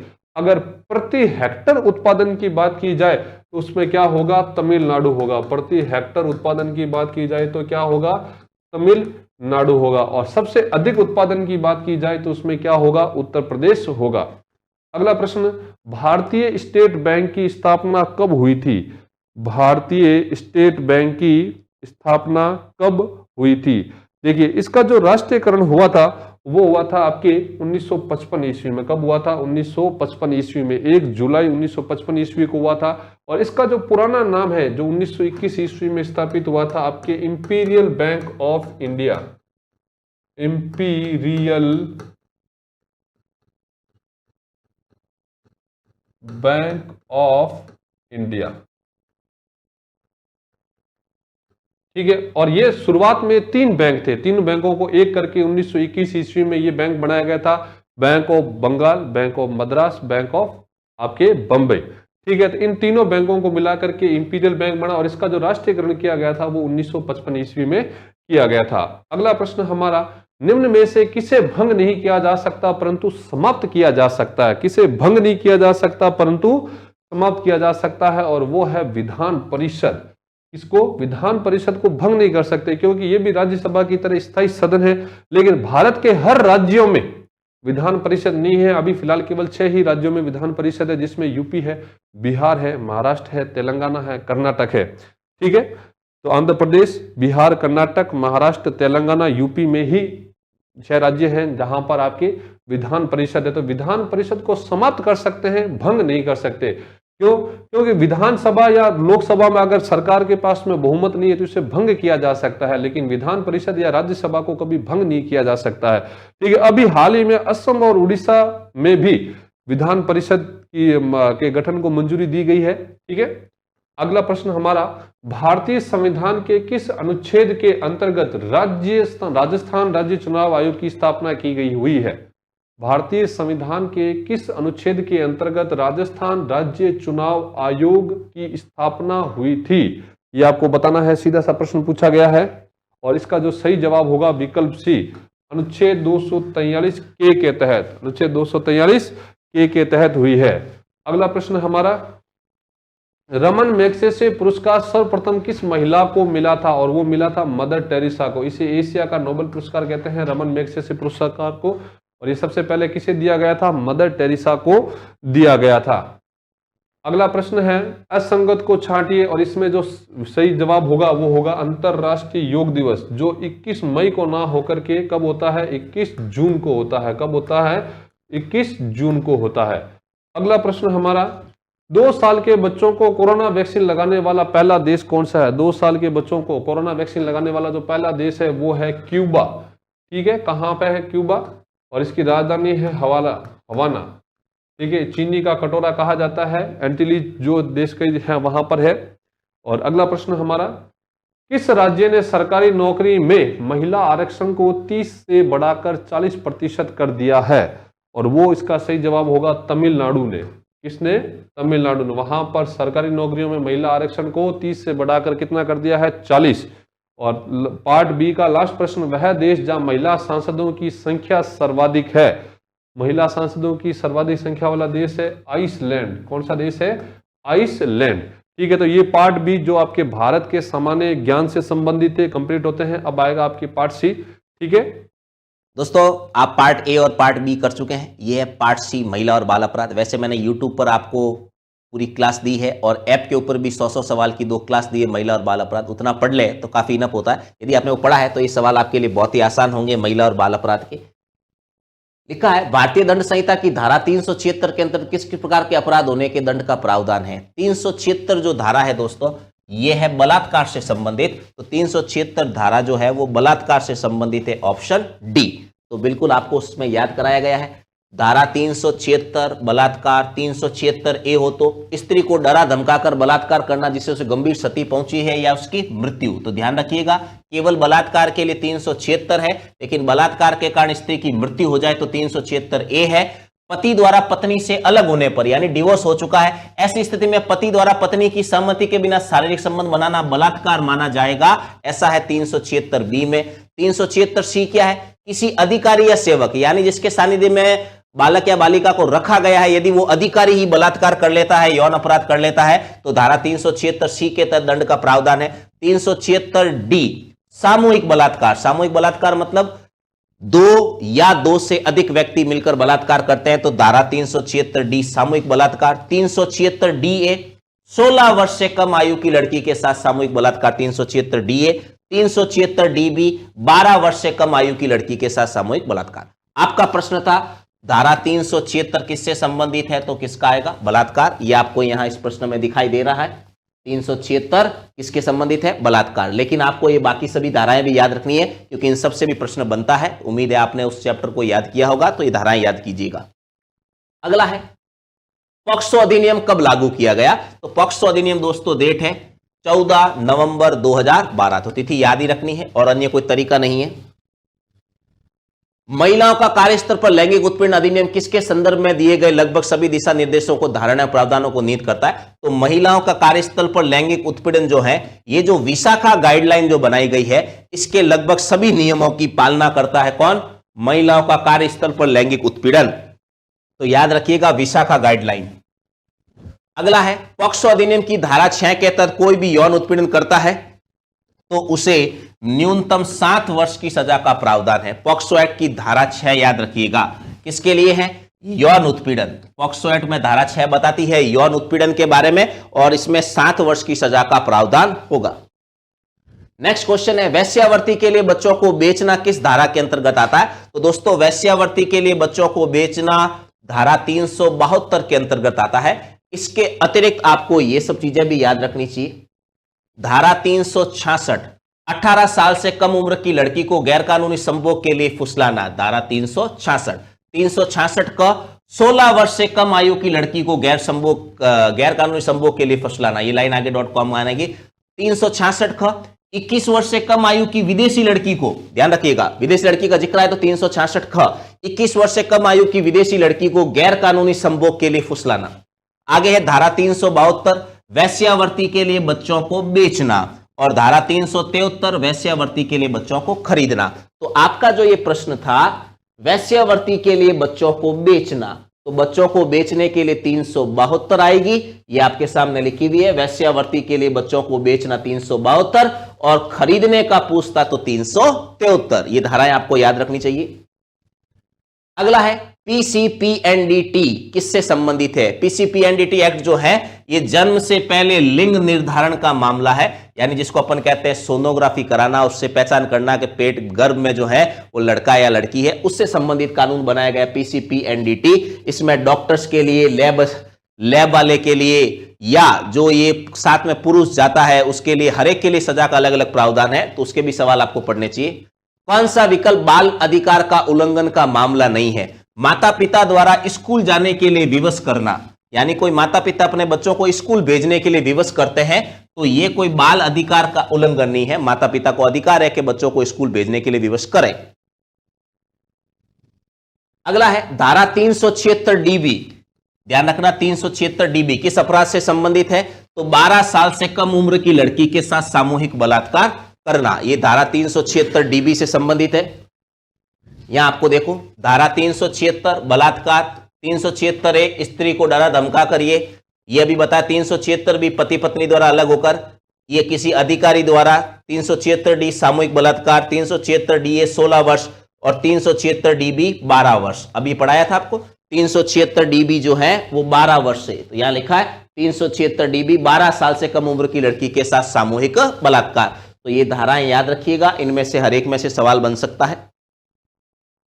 नेक्स्ट क्वेश्चन है अनैतिक व्यापार रोकथाम अधिनियम 1956 में आईपीसी की धारा 373 के अंतर्गत आता है। अभी आपको थोड़ी देर पहले बताया था 372 वेश्यावृत्ति के लिए बच्चों को बेचना और 373 वेश्यावृत्ति के लिए बच्चों को खरीदना। तो ये वेश्यावृत्ति के लिए बच्चों को खरीदना 373, 72 बता चुका हूं, बेचना 73, खरीदना। भारतीय दंड संहिता की 1860 को किसके द्वारा लागू किया गया? तो भारतीय दंड संहिता यानी जो है आईपीसी, आईपीसी की धारा 1860 में लॉर्ड रिपन द्वारा लागू किया गया था? तो याद रखिएगा नाम। ये महिला अपराध के सवाल हो गए हैं। अगला भाग के लिए आप तैयार रहिएगा। धन्यवाद। हेलो दोस्तों, अब चर्चा करते हैं पार्ट डी पर, जो संबंधित है हमारे राजस्थान के सामान्य ज्ञान से, और इसमें जो प्रश्न संख्या होगी 106 से 150 तक। तो चर्चा करते हैं पार्ट डी का पहला प्रश्न, यानी कि प्रश्न संख्या 106। महाराजा सूरजमल का अन्य नाम कौन सा था? नाहर सिंह, रणजीत सिंह, रतन सिंह, सुजान सिंह। महाराजा सूरजमल जाट रियासत के महत्वपूर्ण राजा थे, जिन्हें जाटों का अफलातुन या जाटों का प्लेटो कहते हैं। और इनका एक अन्य जो नाम था वो था महाराजा सुजान सिंह नाम था। क्या नाम था? महाराजा सुजान सिंह नाम था। ठीक है, अगला प्रश्न हमारा 1857 की क्रांति के समय मेजर स्पोर्टिस वुड तथा कर्नल न्यूबारी की हत्या किस छावनी में की गई थी? नीमच में, ब्यावर में, नसीराबाद में या खेरवाड़ा में? प्रश्न संख्या है हमारा 107।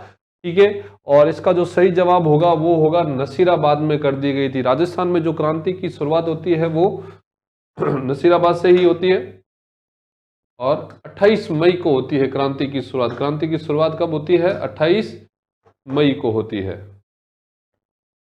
कब होती है? 28 मई को होती है नसीराबाद से।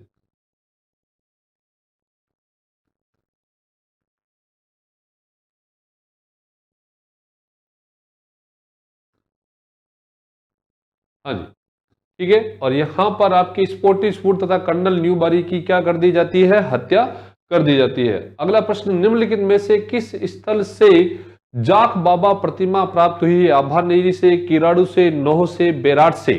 प्रश्न संख्या 108, और इसका जो सही जवाब होगा वो होगा नोह, भरतपुर से एक यक्ष की प्रतिमा प्राप्त हुई है, जिसे क्या कहते हैं? जाख बाबा कहते हैं। और किराड़ू जिसे आपके मंदिर है मारवाड़ का खजुराहो कहते हैं, राजस्थान का। ठीक है, अगला प्रश्न हमारा 8 सितंबर 1857 ईस्वी को किस स्थान पर ठाकुर कुशाल सिंह की सेना ने जोधपुर की राजकीय सेना को पराजित किया था? तो 8 मई को जो युद्ध हुआ था ठाकुर कुशाल सिंह और अंग्रेजों के बीच में, बिथोड़ा का युद्ध हुआ था। कौन सा युद्ध हुआ था? बिथोड़ा का युद्ध। और 18 मई को एक और युद्ध लड़ा गया था, चेलावास का युद्ध। कौन सा युद्ध लड़ा गया था? चेलावास का युद्ध लड़ा गया था, जिसे गोरे काले का युद्ध कहते हैं। और यहां पर आपके मैक मैसन की गर्दन काटकर आउवा के किले पर लटका दी गई थी। ठीक है, मैक मैसन को मार दिया गया था। अगला प्रश्न हमारा 1905 ईस्वी में जयपुर में वर्धमान पाठशाला की स्थापना किसने की थी? 1905 ईस्वी जयपुर में आपके वर्धमान पाठशाला की स्थापना किसने की थी? तो अर्जुन लाल सेठी ने। राजस्थान के पहले क्रांतिकारी थे, और इनका कहना था कि यदि अर्जुन लाल नौकरी करेगा तो देश को आजाद कौन कराएगा? याद रखिएगा। और जयपुर में जन जागृति के जनक थे, और ये बाद में अजमेर दरगाह में आपके बच्चों को अरबी फारसी की शिक्षा देते थे, और कहते हैं कि इन्हें मुसलमान समझ करके लोगों ने दफना दिया था। ठीक है, अगला प्रश्न हमारा मारवाड़ के अजीत सिंह महाराजा किस महाराजा के पुत्र थे? मारवाड़ के जो अजीत सिंह थे वो जोधपुर के किस महाराजा के पुत्र थे? इसका जो सही जवाब होगा वो होगा महाराजा जसवंत सिंह के पुत्र थे। किसके पुत्र थे? महाराजा जसवंत सिंह के। और जसवंत सिंह की मृत्यु हुई थी जमरूद में। कहां पर हुई थी? जमरूद। और इनकी मृत्यु पर औरंगजेब ने कहा था कि आज कुफ्र का दरवाजा ढह गया है या टूट गया है। और जसवंत सिंह की मृत्यु के बाद में इनकी 2 रानियों ने 2 पुत्रों को जन्म दिया था। एक का नाम था दल थम्बन और एक का नाम था अजीत सिंह। और अजीत सिंह को राजा बनाने में किसका योगदान रहा है? वीर दुर्गादास राठौड़ का रहा है। अगला प्रश्न हमारा बीकानेर के कौन से शासक को उसकी वीरता से प्रभावित होकर औरंगजेब ने माही मरातिब की उपाधि दी थी? माही मरातिब की उपाधि दी थी। प्रश्न संख्या 112 है, और इसका जो सही जवाब होगा राव अनूप सिंह को दी थी। किसको दी थी? राव अनूप सिंह को बीकानेर के महाराजा औरंगजेब ने कौन सी? माही मरातिब की उपाधि दी थी। अकबर ने महाराणा प्रताप को समझाने के लिए किसे प्रथम संदेश वाहक के रूप में भेजा था? तो अकबर ने महाराणा प्रताप को समझाने के लिए 4 दूत भेजे थे। जमा भट्टो, क्या बोलते हैं उसे? जमा भट्टो। और पहला कौन सा था? जलाल खां कोरची। कौन था? जलाल खां कोरची 1572 में। और बाकियों को भेजा था 1573 में। मां से मान सिंह, भय से भगवान दास और टो से टोडरमल। ठीक है, अगला प्रश्न हमारा, जेम्स टोड ने किस युद्ध को मेवाड़ के इतिहास का मैराथन कहा है? जेम्स टोड ने किस युद्ध को मेवाड़ के इतिहास का मैराथन कहा है? तो दिवेर के युद्ध को कहा है। किसे कहा है? दिवेर के युद्ध को, जो 1582 ईस्वी में लड़ा गया था। ठीक है, अकबर का जो था सेनापति सुल्तान का महाराणा प्रताप और उनका साथ में थे उनके पुत्र अमर सिंह, और इस युद्ध में अमर सिंह ने बड़ी ही वीरता का परिचय दिया था। ठीक है, और इसे कर्नल जेम्स टोड ने क्या कहा है? मेवाड़ का मैराथन। वही है, हल्दी घाटी के युद्ध को कर्नल जेम्स टोड ने क्या कहा था? मेवाड़ की थर्मोपल्ली कहा था।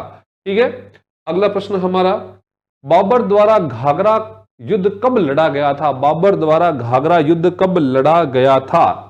प्रश्न संख्या 115, और ये लड़ा गया था 1529 ईस्वी में। ये मध्यकालीन भारतीय इतिहास का पहला युद्ध था जो जल और थल दोनों पे लड़ा गया था। अफगानों के खिलाफ लड़ा था। बाबर का भारत में अंतिम युद्ध था और इसके बाद में बाबर की क्या हो जाती है? मृत्यु। बाबर भारत आया था 1526 में। आते ही इसने पानीपत का युद्ध लड़ा, फिर खानवा का युद्ध लड़ा 1527 में, 1528 में चंदेरी का युद्ध लड़ा था, और 1529 ईस्वी में कौन सा युद्ध लड़ा था? घाघरा का युद्ध लड़ा था। अगला प्रश्न हमारा, दो मुंह का चूल्हा और बहुत प्रकार के बर्तनों के साथ सिलबट्टा और पैन किस स्थान पर मिले हैं? आपको बताना है, आहड़ से, कालीबंगा से, बागोर से या गणेश्वर से। और ये मिले हैं हमें आहड़ से, जिसे ताम्र नगरी कहते हैं या धूलकोट। इसका एक नाम क्या है? धूलकोट है, और इसे क्या कहते हैं? ताम्र नगरी भी कहते हैं। क्या कहते हैं? ताम्र नगरी भी कहते हैं। और इसकी खोज की थी अक्षय कीर्ति व्यास ने। इसे बनास सभ्यता भी कहा जाता है। क्या कहते हैं? बनास सभ्यता भी कहते हैं। और इसकी खोज किसने की थी? अक्षय कीर्ति व्यास ने की थी। अगला प्रश्न, किशनगढ़ राजघराना किस राजपूत कुल से संबंधित था? तो ये जो था घराना, ये राठौड़ राज परिवार से था, याद रखिएगा।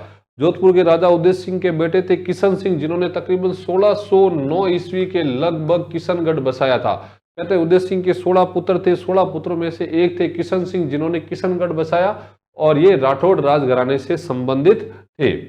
अगला प्रश्न हमारा, 1574 ईस्वी में चंद्रसेन के विद्रोही होने पर अकबर ने उसे दंड देने के लिए किसे भेजा था? तो बीकानेर के राजा राय सिंह को भेजा था। किसे भेजा था? बीकानेर के राजा राय सिंह को भेजा था। राव चंद्रसेन आपके राव मालदेव के पुत्र थे, और इन्हें महाराणा प्रताप का अग्रगामी कहते हैं। क्या कहते हैं? मारवाड़ का प्रताप भी कहते हैं, याद रखिएगा। और भूला बिसरा शासक भी कहते हैं। किसे? राव चंद्रसेन को कहते हैं। ठीक है, 1570 ईस्वी में अकबर के दरबार में ये शामिल होते हैं, लेकिन बिना बताए अकबर को वहां से चले आते हैं। और इनके जो बड़े भाई थे वो थे मोटा राजा उदय सिंह। ठीक है, अगला प्रश्न हमारा, हल्दी घाटी के युद्ध में महाराणा प्रताप की भील सेना का कमांडर कौन था? हल्दी घाटी का युद्ध कब लड़ा गया? 18 जून 1576 ईस्वी को लड़ा गया था। कब लड़ा गया था? महाराणा प्रताप और अकबर के बीच में। ठीक है, अकबर ने अपना सेनापति बना करके किसे भेजा था? मान सिंह को, आसफ खां को भेजा था। और महाराणा प्रताप के सेनापति कौन थे? एक तो था भील पूंजा, और एक जो मुस्लिम सेनापति थे वो थे हकीम खां सूरी। कौन थे? हकीम खां सूरी। और इस युद्ध में महाराणा प्रताप का छत्र किसने धारण किया था? झाला बीदा ने धारण किया था।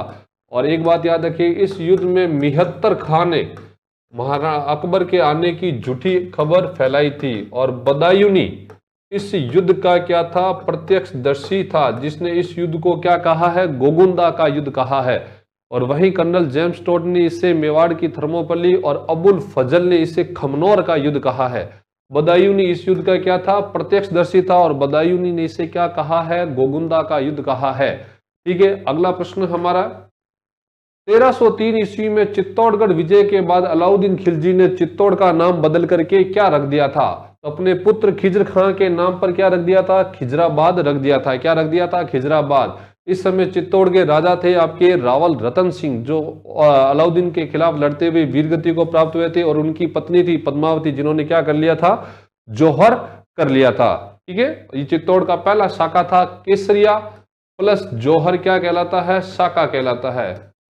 केसरिया प्लस जौहर, ये आपके क्या कहलाता है? शाखा। और ये चित्तौड़ का पहला शाखा था। राजस्थान का जो पहला शाखा होता है वो आपके रणथंबोर के दुर्ग में होता है। 1301 ईस्वी में अलाउद्दीन खिलजी के आक्रमण के समय ही होता है, और वहां का राजा होता है उस समय आपके हमीर देव चौहान, जो इतिहास में अपने हट के लिए प्रसिद्ध है। अगला, वर्तमान राजस्थान के कौन से क्षेत्र महाभारत काल में जांगल प्रदेश के नाम से जाने जाते थे? तो बीकानेर को मुख्य रूप से जांगल प्रदेश के नाम से जाना जाता था और जोधपुर का भी कुछ हिस्सा इसमें शामिल होता था। तो बीकानेर और जोधपुर को महाभारत काल में किस नाम से जानते थे? जांगल प्रदेश के नाम से जानते थे। अगला प्रश्न, राजस्थान के प्रसिद्ध एकी आंदोलन का नेतृत्व या सूत्रपात किया था? राजस्थान में जो एकी आंदोलन चलाया गया वो किससे चलाया गया, किसने चलाया था? प्रश्न संख्या है हमारा 122, ठीक है। और ये चलाया था आपके मोतीलाल तेजावत ने 1921 ईस्वी में चलाया था।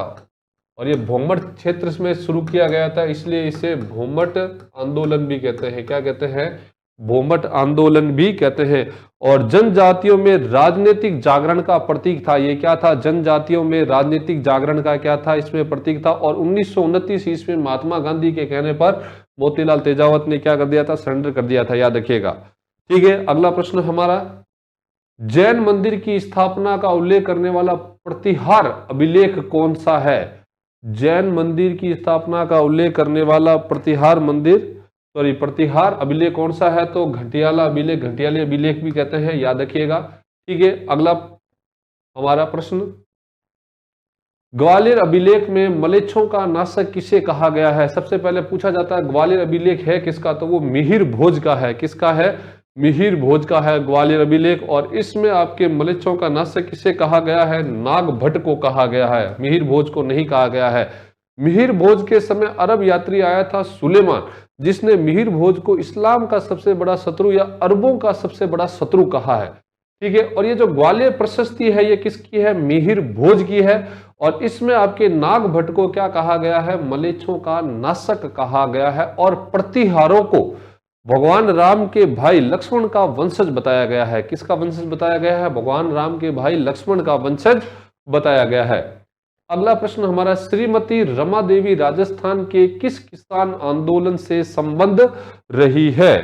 रमा देवी, तो रमा देवी रही है आपके बिजोलिया किसान आंदोलन से संबंधित रही है। किससे संबंधित रही है? बिजोलिया किसान आंदोलन, जो पहला किसान आंदोलन माना जाता है, सबसे लंबा किसान आंदोलन माना जाता है। अगला प्रश्न हमारा, मई 1947 ईस्वी में कालीबाई अपने अध्यापक को मुक्त करने के दौरान पुलिस की गोलियों द्वारा भून दी गई। वह किस जिले की निवासी थी? कालीबाई, ठीक है। उदयपुर रियासत में स्कूल खोलने पर प्रतिबंध लगा दिया गया था, ठीक है। 2 टीचरों ने आपके स्कूल खोला था तो उनको गिरफ्तार कर लिया गया था, ठीक है। तो ये कहाँ की घटना थी, मतलब कालीबाई कहाँ की रहने वाली थी? तो ये हो जाएगा आपके डूंगरपुर की थी। कहाँ की थी? डूंगरपुर की थी। और ये घटना कौन सी रियासत की थी? उदयपुर, उसमें उदयपुर रियासत की। इसे रास्तापाल हत्याकांड कहते हैं। क्या बोलते हैं? रास्तापाल हत्याकांड कहते हैं। इसे क्या बोलते हैं? रास्तापाल हत्याकांड कहते हैं। क्या बोलते हैं? इसे रास्तापाल हत्याकांड कहते हैं। अगला प्रश्न हमारा, गोविंद गिरी के नेतृत्व में हुए भील आंदोलन को किस नाम से जाना जाता है? तो उसे जानते हैं भगत आंदोलन के नाम से जानते हैं। किस नाम से? भगत आंदोलन। तो शुरुआत में जनजातियों में जो जागरण जगाने का काम किया था वो किसने किया था? गोविंद गिरी ने किया था, ठीक है। अगला प्रश्न हमारा, राजस्थान में स्वतंत्रता आंदोलन के दौरान गिरफ्तार होने वाली राजस्थान की पहली महिला कौन थी? तो अंजना देवी चौधरी, ये आपके रामनारायण चौधरी की बीवी थी, तो अंजना देवी चौधरी। अगला प्रश्न हमारा, 1 नवंबर 1956 ईस्वी से पहले राजस्थान राज्य का अध्यक्ष क्या कहलाता था? तो वो कहलाता था आपके राज प्रमुख। क्या कहलाता था? राज प्रमुख कहलाता था। और बाद में राज प्रमुख का नाम बदल करके क्या कर दिया गया? राज्यपाल कर दिया गया था। अगला प्रश्न हमारा, कौन सी वस्तु आहड़ सभ्यता के स्थलों से संबंधित नहीं है? प्रश्न संख्या है 130। कौन सी वस्तु आहड़ सभ्यता से संबंधित नहीं है? और वो है हमारे चित्रित धूसर मृद भांड। आहड़ से जो आपको बर्तन मिले हैं वहां पर काले रंग का प्रयोग देखने को मिलता है, लेकिन चित्रित धूसर मृद भांड वहां पे प्रयोग में नहीं आते थे आहड़ में। अगला प्रश्न हमारा, वह शिलालेख जिससे ज्ञात होता है कि विग्रहराज चतुर्थ ने दिल्ली को अपने अधीन कर लिया था। तो इसका जो सही जवाब होगा वो होगा बिजोलिया शिलालेख। किससे जानकारी मिलती है? हमें बिजोलिया शिलालेख से जानकारी मिलती है। प्रश्न संख्या 132, ढोंगला भिडरिया नाथ द्वारिया ये क्या है? ढोंगला भिडरिया नाथ द्वारिया ये है मेवाड़ में प्रचलित तांबे के सिक्के, मेवाड़ की दरी पट्टियों के नाम, मेवाड़ की ओढ़नियों के नाम या मेवाड़ के राजस्व करों के नाम आपको बताना है। प्रश्न संख्या 132 और ये है आपके सही आंसर, मेवाड़ में प्रचलित तांबे के सिक्के। अगला प्रश्न हमारा, कौन सी घटना को महात्मा गांधी ने डायर के कृत्य से दुगना विभत्स कांड बताया है? कौन सी घटना को? जलियांवाला बाग हत्याकांड हुआ था 13 अप्रैल 1919 को, जहां पर जनरल डायर ने गोलियां चला दी थी, और इससे भी बुरा कांड महात्मा गांधी जी ने किसे बताया है?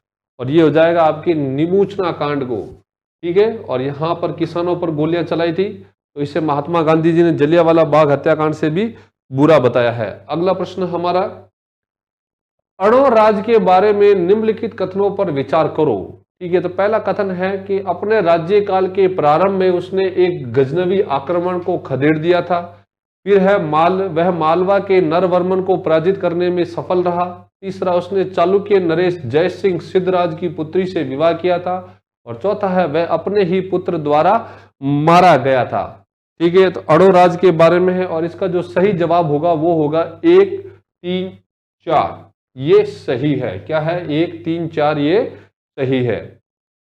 अगला प्रश्न, 1300 ईस्वी में रणथंबोर पर आक्रमण के दौरान अलाउद्दीन खिलजी का कौन सा सैनिक मारा गया था? तो नुसरत शाह मारा गया था। रणथंबोर पर आक्रमण किया था अलाउद्दीन खिलजी ने, ठीक है। और उस समय रणथंबोर का राजा था हमीरदेव चौहान, जो इतिहास में अपने हठ के लिए प्रसिद्ध था, और रणथंबोर में राजस्थान का पहला साका हुआ था, ठीक है। और ये जल जौहर किया था, इसकी जो पत्नी थी रंग देवी ने क्या किया था? जल जौहर किया था। अगला प्रश्न है, मारवाड़ रे परगनारी विगत ग्रंथ किसने लिखा है? तो ये लिखा है मुहणोत नैन्सी ने लिखा है। किसने लिखा है? मुहणोत नैन्सी ने। और ये जोधपुर के राजा जसवंत सिंह के दरबार में थे। किसके दरबार में थे? जोधपुर के राजा जसवंत सिंह के दरबार। और इनकी एक अन्य रचना का नाम है मुहणोत नैन्सी री ख्यात, ठीक है, मुहणोत नैन्सी री ख्यात।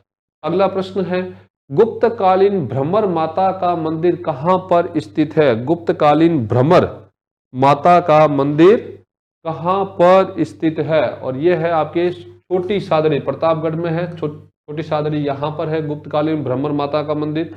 अगला प्रश्न, महाभारत के एक पात्र बर्बरिक से संबंधित एक मंदिर है। बर्बरिक से संबंधित कौन सा मंदिर है? वो है खाटू श्याम जी। और बर्बरिक कौन थे? आपके जो 5 पांडव थे, 5 पांडवों में एक पांडव थे भीम। भीम का पुत्र था घटोत्कच, घटोत्कच का पुत्र था बर्बरिक। किसका? घटोत्कच। और घटोत्कच किसका पुत्र था? भीम का, ठीक है। अगला प्रश्न हमारा, कौन सा विकल्प सही सुमेलित नहीं है? तो आपके बारोली मंदिर रावतभाटा में, एकलिंग जी मंदिर जयपुर में, अभानेरी मंदिर दौसा में, ऋषभदेव मंदिर उदयपुर। तो इसमें जो सही सुमेलित नहीं है एकलिंग जी का मंदिर। और एकलिंग जी का मंदिर कहां पर है? उदयपुर में है। कहां पर है?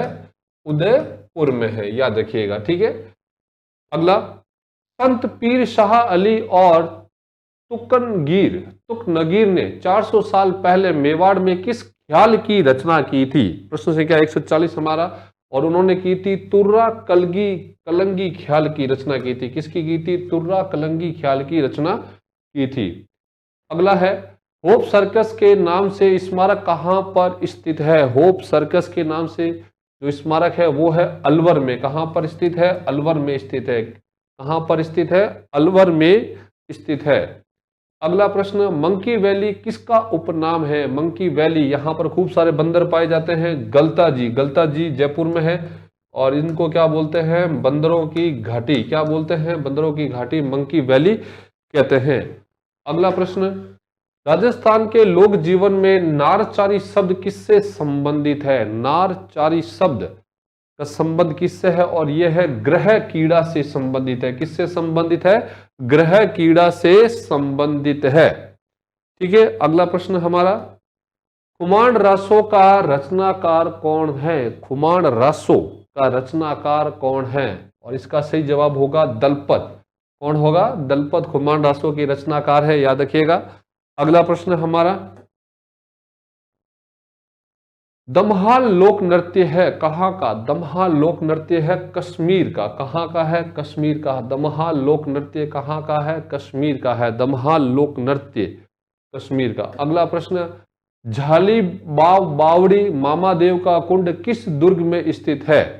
146 प्रश्न संख्या, और यह है आपके कुंभलगढ़ दुर्ग में। कहां पर है? कुंभलगढ़ दुर्ग में है। ठीक है। अगला प्रश्न, किस दुर्ग में जौहर नहीं हुआ है? जयपुर में एक दुर्ग स्थित है जयगढ़, यहां पर एक भी जौहर नहीं हुआ है, ऐसा कोई भी उल्लेख नहीं मिलता है।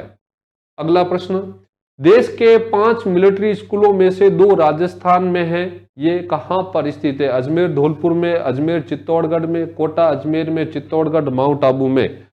ठीक है। तो ये है आपके 2 अजमेर और धौलपुर में। फिर एक है आपके चहल में, एक है आपके बेंगलोर में।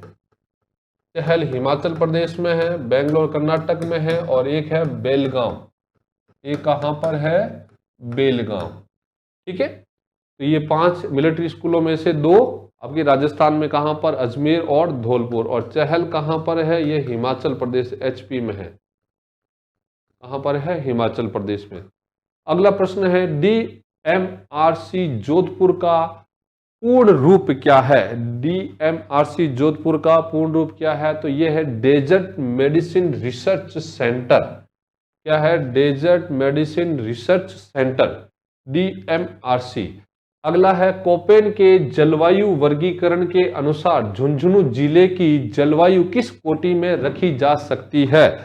तो वो होगा आपके BSHW कोटि में रखी जा सकती है। किस में रखी जा सकती है? BSWS कोटि में रखी जा सकती है। तो आज का ये हमारा टेस्ट पूरा हुआ, प्रश्न 50 जो आपके फर्स्ट कंप्लीट टेस्ट है। ठीक है। फिर मिलेंगे नए टेस्ट के साथ, तब तक के लिए बहुत बहुत धन्यवाद। जय हिंद।